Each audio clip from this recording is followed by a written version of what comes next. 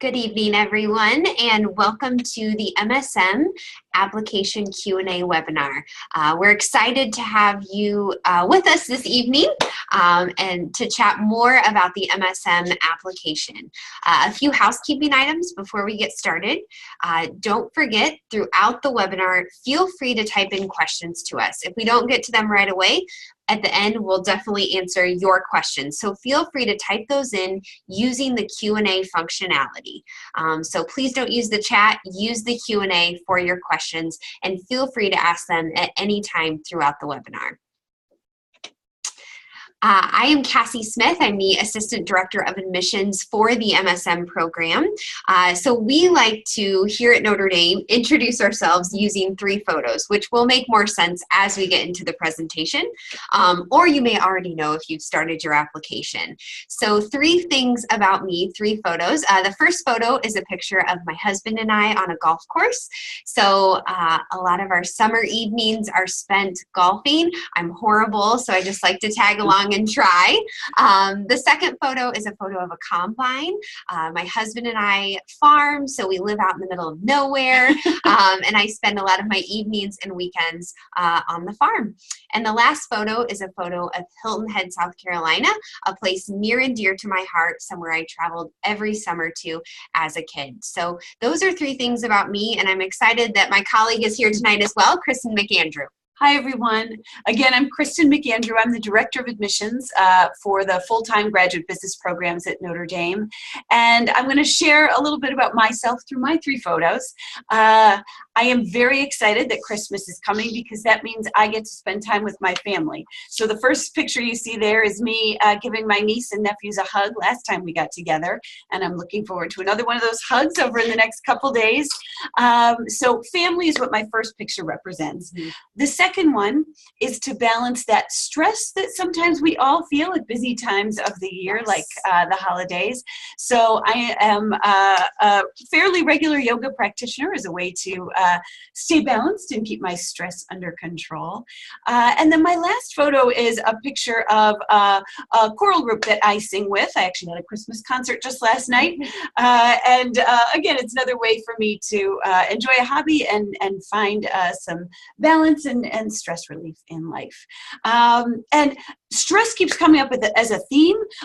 So I thought maybe we'd start, before we actually jump into the content and of the presentation, start with a quick poll. We want to ask you about your stress because I know there's a lot going on right now. So we put a quick little survey up on the screen for you, and we want you to vote. Tell us how you're feeling about this application process right now. Oh boy. We'll give you just a couple more seconds. All right, it looks like everybody's voted, and you're right. Usually, most of you are right in the middle. It looks like about a little more than 70% of you are right in the middle there. A little nervous, a lot going on, and then we've got 18% on either side. Either you're freaking out or you're feeling pretty calm. So that's good. We just wanted to take a measure of the room before we jump in.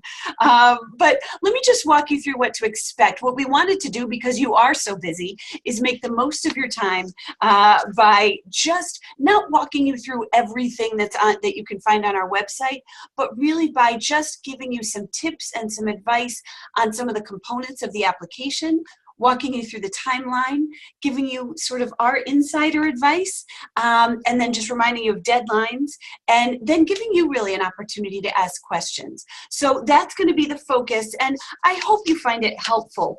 Like I said here, we're going to start with the actual components of the application. So first one's fairly straightforward. We ask you to submit a 1-page resume. And we know, I want to tell you right now, if you're considering the MSM, that you probably haven't been working on Wall Street for 10 years. You would be a terrible candidate for the MSM if that were where you are right now. we understand that much of the work you've done so far will be internships or summer jobs, part-time work, campus activities. All those things are great, and you should absolutely put them on your resume. We want to get to know how you balance your time, what's putting demands on your time outside the classroom if you're a student, or what you're doing in your life if you've recently graduated. So we're going to ask you for a resume, and then we need 2 recommendations. We encourage you that at least one should be from a professor, should be academic in nature. If you think about it, what we're trying to do in this process is to anticipate how successful you can be in an academic setting.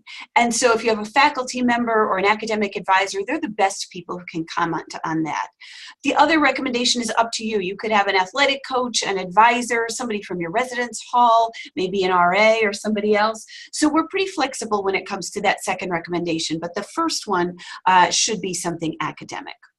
And then the next thing you see there is specifically for international students. The TOEFL, PTE, and IELTS are all tests of English proficiency.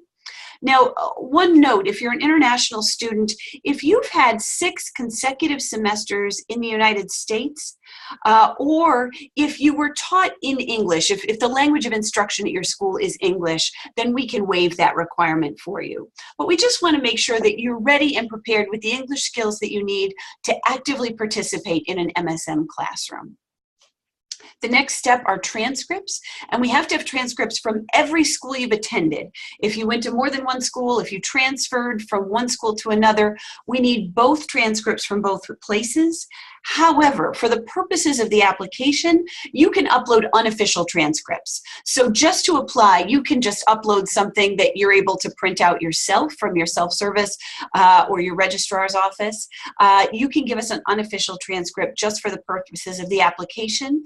And then if you're admitted down the road, we'll need those transcripts to come to us officially. Now, you've already had one introduction to our essay that we use 3 photographs for, and Cassie's going to tell you a little bit more about that, as well as giving you some advice on GRE, GMAT scores, and the interview process. But for a minute, I just want you to look at this list of requirements. It's possible that your heart rate started to go up when you thought about one or more of these things. So we have another quick poll question for you. We want to know which part of this process is causing you the most stress. So if you want to weigh in on that, we'll give you a few seconds just to give us your vote. We want to make sure we're giving you advice on whatever is stressing you out the most. All right, it looks like all the votes are in. And as we expected, Cassie and I kind of took our own poll on this one before we started. And GRE and GMAT, the test is the most stressful part. So we will give you advice on all those things. The essay came in second and the interview third. So we had a guess about that. So we'll give you advice on all those things. But for now, I'm going to ask Cassie to talk about that most stressful part. Or the second most stressful part, I guess, is the essay. Great. Thank you, Kristen. So like we shared with our 3 photos at the beginning of the PowerPoint, we ask you to upload 3 photos. So we want to know who you are beyond your transcripts and your test scores. So we ask that you upload 3 photos that represent your passions and personal interests. Then you simply use your essay to tell us about those 3 photos, what those photos represent to you. Like you saw with our photos, they don't have to be amazing works of photography, we always say. I think Kristen always says she used a Google image search for a yoga mat to find that picture. You don't have to be in the photos. The most important thing simply is that they tell us a little more about you. What do you care about? What are you passionate about? Tell us something that we can't see from your transcript or see from your resume. Maybe you've traveled across the country on a road trip with some friends, or maybe you have a favorite author. So share unique things about who you are as a person. The essay needs to be 1 to 2 pages, double spaced. We like if you can put your name in the upper right-hand corner. And so I will now pass it over to Kristen. She'll share a tip about the essay that I think will help all of you and ease a little bit of the concern. Absolutely. Like Cassie said, these don't have to be great works of art. The quality of the photo doesn't make any difference. It's more just what represents you. And I will tell you, this is a part of the application where you can loosen that business school tie for a minute. You don't have to be quite so formal. You can let some personality out. It's absolutely okay if your pictures are a little bit more lighthearted in nature. That is perfectly fine. And the other thing I want to talk to you a little bit about beyond that photo essay is the optional personal statement. Even though this is optional, I think sometimes that creates stress just in itself. People panic and say, well, if I don't write a personal statement, are they going to think that I didn't try hard or I'm not doing everything possible to get accepted to Notre Dame? And that's not the case at all. The optional personal statement truly is optional. You have to upload 3 photos and write an essay about them. But the optional personal statement is in addition to that. And let me tell you how to think about it. If you imagine yourself in the room where the admissions committee is meeting, and we're talking about your application, is there something you wish you could sneak in the room and tell us? Is there something, as we're looking at your transcript or as we are reading over your resume, is there something you wish you could explain to the committee? If that's the case, that's when you write an optional personal statement.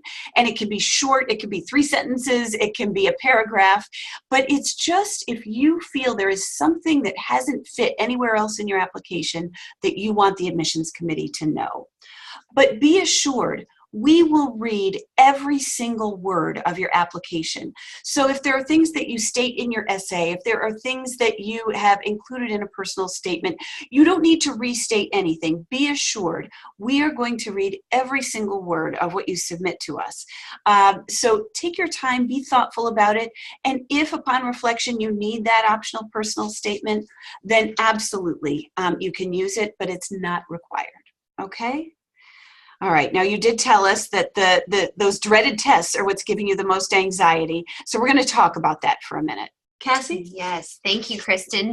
So for the application, we do require a test score, but you can take either the GRE or the GMAT. It's completely up to you. The admissions committee does not view one test as better over the other, so either test is completely fine. Also know that on average, I would say more MSM students do take the GRE, but like I said, it's completely up to you. One thing to note is that the score does not have to be received prior to application submission. You can actually say you're hoping to apply for our upcoming round 2 deadline of January 16th. You can actually plug a future test date into the application. So you can say you want to submit by that January date, but you're taking the test February 1st. That's completely fine. Still submit your application and start moving through the admissions process, and then we'll just wait on your test scores. To give you a little perspective about where students in the MSM land when taking both of those tests, our current class, so the MSM class of 2018, the GRE middle 80% range is a 296 to a 318. So that's the quantitative section and the verbal section added together. The GMAT, the middle 80% range, is a 590 to a 720. So I want to pass it over to Kristen. I think this is the area, obviously, that we have the most concern. So how can we ease their fears, Kristen? You know, I wish I had some magic bullet for you that said, you know, if you just read this book or do this, you know, prep class, you'll nail the GRE or you'll nail the GMAT. Really, here's the thing. The tests are not IQ tests. They are not measures of intelligence. So the first thing I hope I can say to ease your mind is that if you're disappointed in your score, it doesn't mean you're not smart enough to come to this program. It doesn't mean you don't have the natural ability to be successful.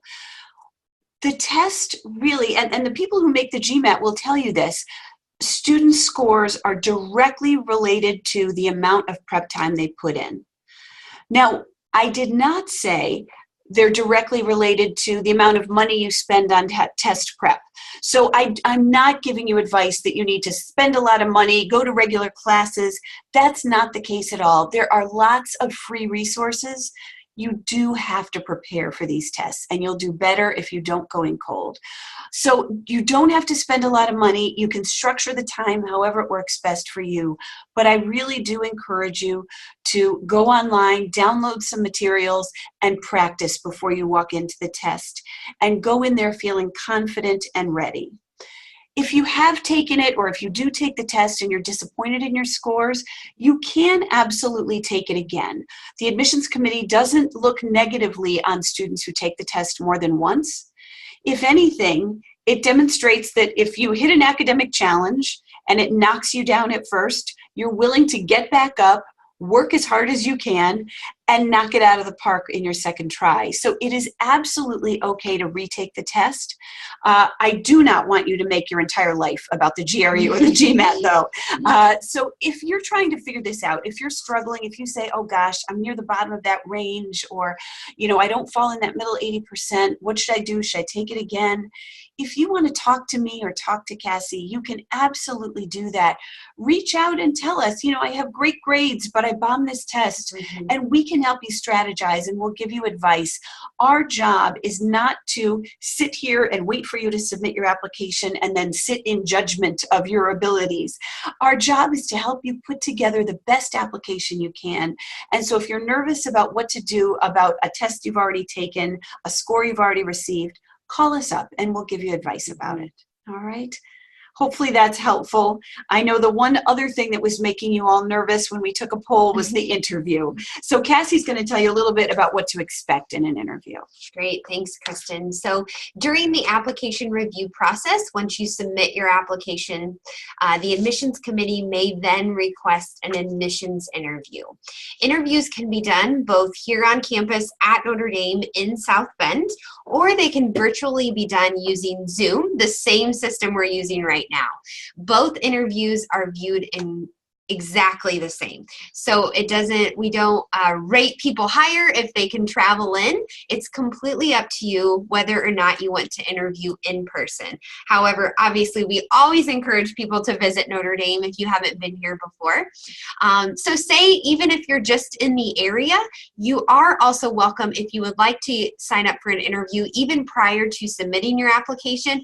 That's fine too. You can do that on our website if you're going to be in the area. Interviews typically last 45 minutes to an hour. It's really a time to just get to know you better, why you're interested in Notre Dame, why the MSM program. And they're typically either with me or Kristen or another member of the admissions committee. So know that it's not a scary thing. It's really just a conversation about who you are and why this program makes sense for you. Kristen has interviewed a lot of candidates, so I think she can provide some great advice on the interview. Absolutely. The first thing I'll say is do treat this professionally. You are applying to go to business school, and we are imagining that as you're here in the program, we're going to be setting you up with recruiters, people that we have formed relationships with, that we encourage to hire our amazing MSM students.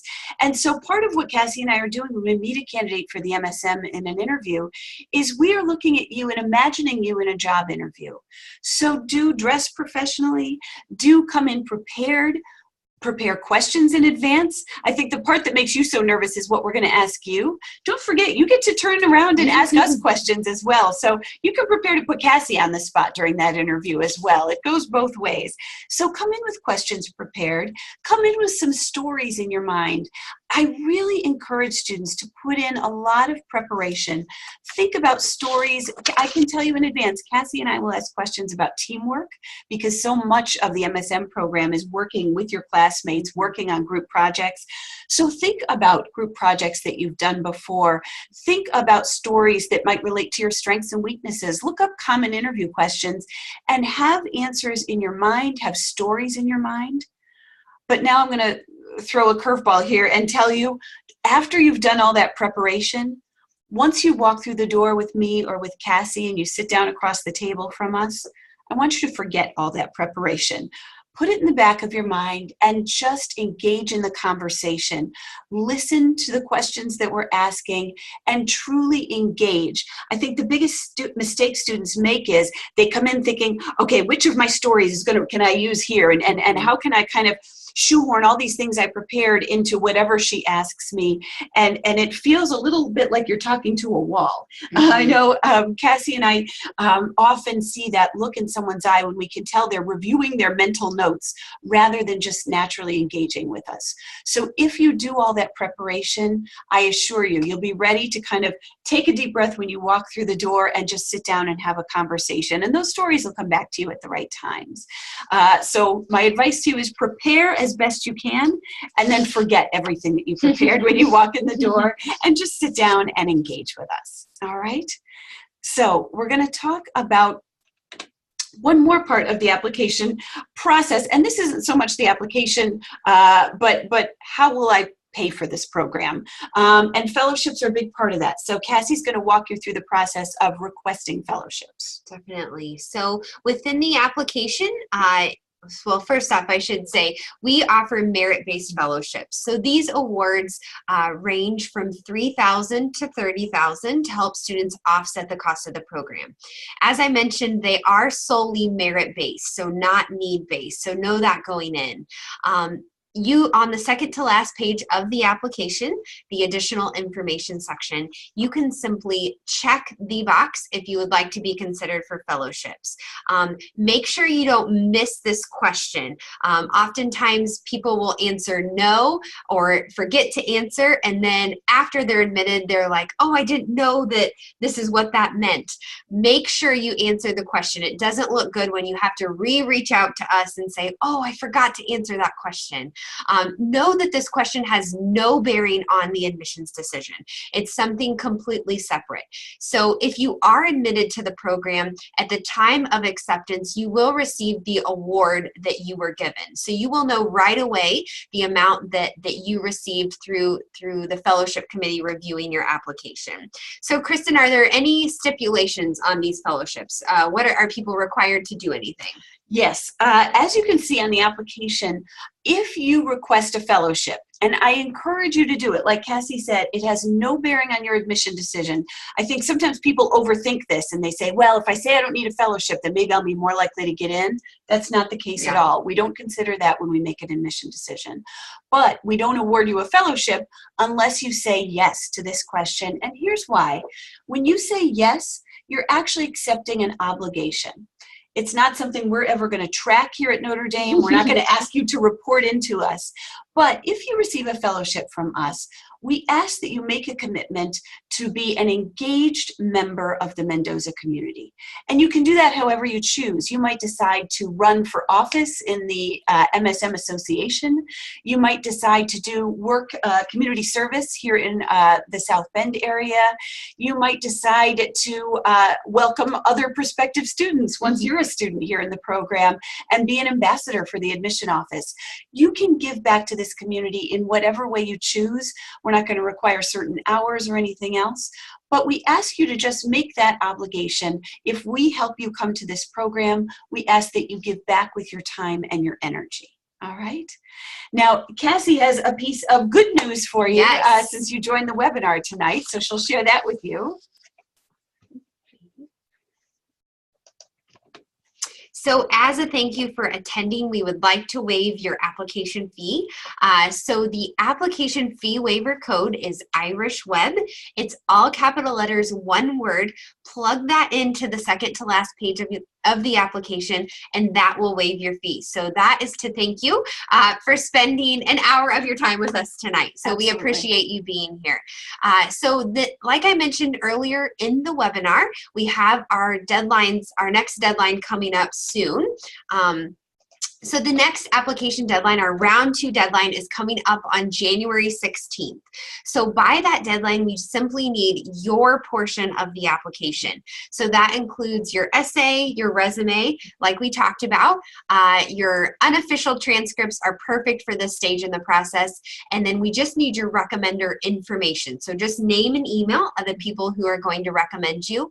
Like I said before, your test scores can come in after the deadline, as well as your recommendations. admissions. So know that it's just your portion getting that in by January 16th, and you do have until midnight. So if you need a couple more hours, know that you can work on that until midnight. If you apply by January 16th, you then will receive your admissions decision on February 23rd. If you miss the January deadline, we do have 2 other deadlines, but I highly recommend, if you feel like this program is a fit, go ahead and submit your application. The earlier in the cycle you can apply, the more seats are available in the class, as well as more fellowship dollars are available. Absolutely. The other thing I encourage you to keep in mind is if you apply by that last deadline, getting your decision in April means a really quick turnaround. This program starts in the summer. Many students go to graduation, and then a week or 2 later, they're starting orientation for the MSM program. And we want you to be able to make a smooth transition. We want you to have time to get your apartment, find roommates if you want to have roommates, figure out if you're going to live on campus or off campus. We want you to have time to make a smooth transition to becoming a graduate student. So the earlier you apply, the sooner we can get back to you, and you can have your plans set. Also, it would be great at commencement if you can just know your plans. Exactly. Start being able to answer those questions everyone's asking you about your plans for next year. Exactly. All right. So now that we've given you the good news that you have the $50 fee waiver for the upcoming application deadline, we want to ask one final poll question of you. So after listening to our tips tonight, we're really hoping that that helped ease your fears about things like the essay and the GRE or GMAT. So if you would vote and let us know how you're feeling now. Okay, it looks like the majority of you are more at ease, which makes us feel really good. Absolutely. We've done our job, and I know a few of you still feel like you appreciate the tips, but you're a wreck. That's okay. Know that we are here for you. So if you remember anything that we've said today, know that you can reach out to us at any time. I'm happy to have a phone conversation with you. I'm happy to have a one-on-one quick chat in my office with me or with Kristen. We want to be here to help you and coach you through the process. So we're going to give you our best advice. Like Kristen said, if say you didn't do as well as you thought you should have on the GMAT, should I take it again? Should I not? We will guide you through that, so don't hesitate to reach out. Absolutely. The reason we did this webinar tonight, the reason we're always on the phones, always on email, keep in mind, as much as you are hoping that you are accepted when you send that application in, we are out there looking for great MSM students. We are looking for you to be terrific, and we are rooting for you to do well. We are trying to find amazing people for this program. You have big shoes to fill. We've had outstanding classes so far, but we are always looking for the next great person. And when we sit down with you in an interview or when we talk to you on the phone, we're hoping you're going to be terrific too. So know that, and I hope you'll feel comfortable asking questions both in the future, but also tonight. We're going to take whatever questions you have right now. So it looks like we have a question. How do you send your test scores to Notre Dame for either the GRE or the GMAT? So I will tell you a few codes that will directly send your scores to Notre Dame, to our office. If you forget these, don't hesitate to reach out to me and I can email them over to you. So for the GRE, the code is 6998. That will send your scores directly to our office if you take the GRE. For the GMAT, it's a little longer. So it's XM7-2, the number 2, D as in dog, -54. So again, XM7-2, D as in dog, -54. And if you forget those, like I said, don't hesitate to reach out via email and I can send those over to you. Okay, other questions that people have? Remember, you can use that Q&A function on not the chat, but the Q&A function, and we will answer those. We have a student who's asking about what majors are appropriate for the MSM and which ones aren't. And that's a great question. That does create a lot of concern for students. Am I the right fit for the MSM or not? And our biggest concern really, and Cassie can always help you sort this out, but our biggest concern is really we want this program to be new information for you. If you've already taken a number of business classes, then you're going to be here for 1 year with us and doing some repeats, and we don't want you to do that. We want you you, because this program is very structured, you all move through the same curriculum together as a cohort, taking all the same classes. So we want to make sure that you are right for this program. And what right for this program means is that there aren't going to be a lot of repeated classes. So Cassie can talk a little bit about students who've applied in the past with economics and business minors, things like that. Exactly. So students who have business minors, you can apply to the program. You can apply if you're an economics major. For the specific question that we have, what you can do is if you want to email over your transcript to me from undergrad, I can review the courses that you've taken and I can let you know if the program, if you qualify to apply to the program. Okay, next question that we have. If you apply before January 16th, is our application reviewed earlier if we applied closer to the deadline, or is there value in applying earlier than January 16th? Mm-hmm. Well, I'll tell you what, we won't be here until about January 3rd. So we won't start reading applications again until the 3rd. So I would say, if you apply by the 16th, we're probably going to make all those decisions in one batch. It's the rounds that come after that where it starts to be a little more challenging. So I would say relax, just get it in by the 16th, use your time. Although if you do want to hit submit before you come back to school, just to have one thing behind you, I think actually that makes a lot of sense. I think a lot of people tend to use the holiday break to just certainly relax with family, but also be away from homework for a while, get this out of the way, and know that the application process is behind them. So certainly you can submit early, but probably for that first round, because of the holiday, we won't start reading applications again until the 3rd. So we'll probably read all those around the same time. Yeah. Okay, next up we have, does this program only start in the summer? Yes, it does. So we only start a new cohort of MSM students every June. This is simply because, like Kristen explained earlier, all 50 students in the MSM program take all of the classes as a unit, as a cohort. You travel through the program together. So you have to be here for the summer term. You cannot start the program in the fall. So it is an 11-month program consisting of 3 terms, summer, fall, and spring. So if you have additional questions about that, don't hesitate to reach out. Absolutely. And the other thing I'll say about that is really one of the benefits of the MSM. And it's the reason that MSM students are bonded for life by the end of this program. I had an MSM student tell me once, I never thought I would be as close to anybody as I am to my undergrad friends, all the friends I made as an undergraduate. And then I did the MSM. And the fact that you are going through it all together, and the fact that you're also different from one another. MSM students, the only thing they have in common is that they've never studied business before. But they come to us, some are engineers, some are music majors, and they come together in this classroom and share their backgrounds, share their knowledge and their experiences. And they develop a camaraderie in that 1 year with us that is unlike anything I've seen. So there is just that one start date, and that's very intentional.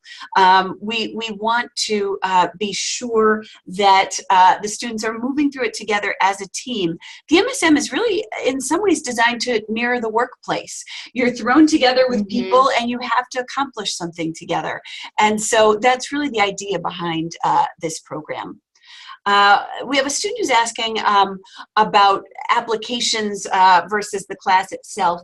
Each year we aim to have about 50 students in the MSM class. And we usually get around 200 applications for those 50 spots. Although this year we're trending a little higher than that. So we anticipate this could be a bigger year as people get more and more familiar with the MSM program. And then another question we have here, is there a specific date for the beginning of classes in the summer? So actually before classes start in June, we do a 3 to 4 day long orientation. That typically starts in mid-June. So it's usually around June 13th to the 15th. They haven't selected the exact date just yet, but know that it's typically sometime during the 2nd week of June.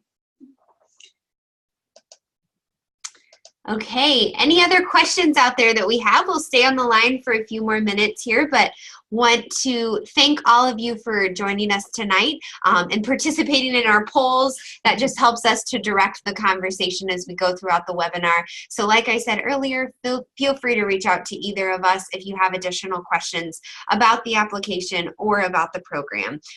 So Kristen, any final words tonight? Yeah, I think, first of all, I hope everybody has an absolutely terrific holiday, a chance to relax, take a breath, refresh, but also use this time to talk to your family. They're the people who know you best. And those conversations about what comes next in the future can be stressful, but often it's the unknown that's the most stressful part of it. So talk it out, talk to your family, get their input on where they see you next year. And as you talk about the MSM, if there are ways that we can be helpful, Cassie and I will be here through Thursday, and then we'll be back on the 3rd. Mm-hmm. Okay, last but not least, one more question. It looks like, does not being asked to interview mean you are not being considered? No, that is not the case. So know that every application is read cover to cover. So don't think that if you're not above a certain GPA threshold or if you're not above a certain GRE score that your application is tossed. We read every application, but you will not, if you don't receive an invitation to interview, there's no way you could be admitted. So we interview all applicants who lead to then admits, I guess is the best way to say it. Yeah, it's kind of the first round. So the first decision the committee makes is this student going to be interviewed? And then the next decision we make is the student ready to be admitted at this point? However, it's possible for a student to be placed on the wait list, not interviewed until the next round. Yes. And that just means we want to see you in the context of a broader applicant pool. So if you're not invited to interview in this round, it doesn't mean all is lost. And we will absolutely keep in touch with you and let you know what's going on. So if you're placed on the wait list, for example, we'll tell you, we'll give you some Q&A to help you understand the wait list process. So we will communicate with you. And again, if you're nervous, if you're freaking out, if you don't get an invitation to an interview right away and you want to talk to Cassie or talk to me, you can absolutely just get in touch with us.